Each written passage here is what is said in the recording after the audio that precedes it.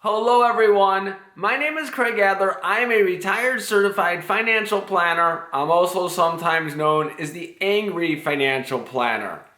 I am angry because I believe not enough institutions are looking out for the best interest of the individual investor. I have started this channel to address that concern.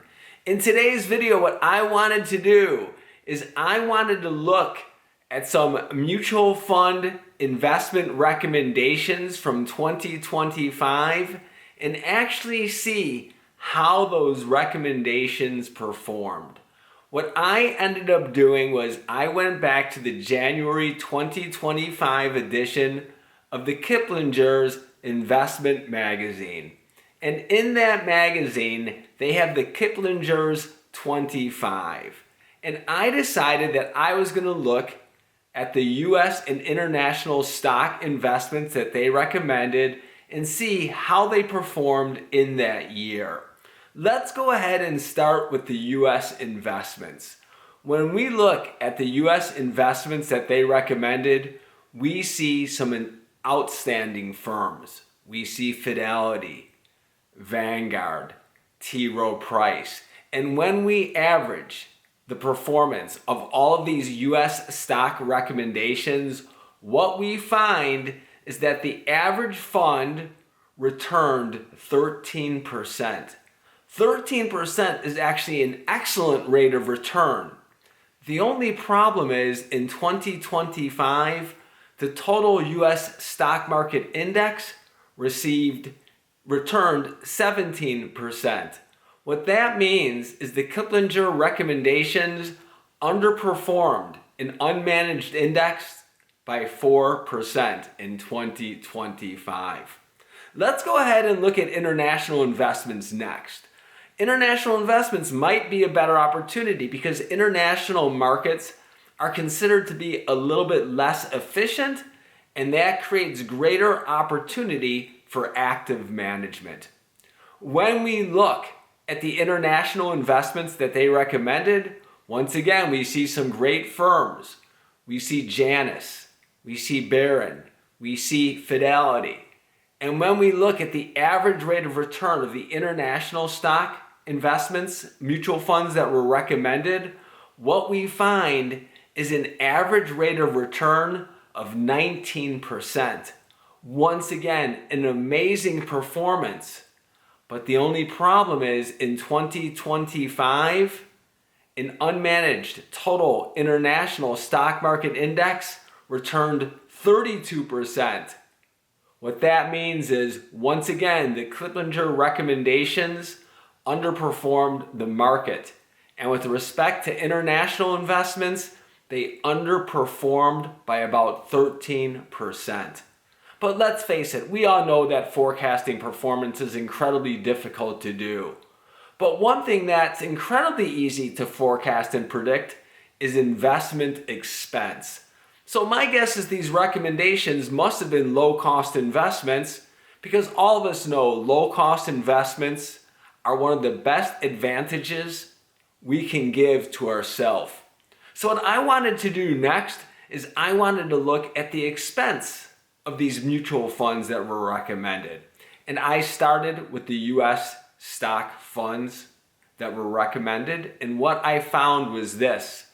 The average expense ratio was 66 basis points. If you are not familiar with a basis point, 1% is 100 basis points. So instead of saying 1/4 of a percent, you could say 25 basis points. What I found is with respect to the US mutual funds that they recommended, the average expense ratio was 66 basis points. This is 13 times more than what it would cost for you to purchase that total US stock market index. So not only did the US stocks underperform by about 4%, they were also costing about 13 times as much money.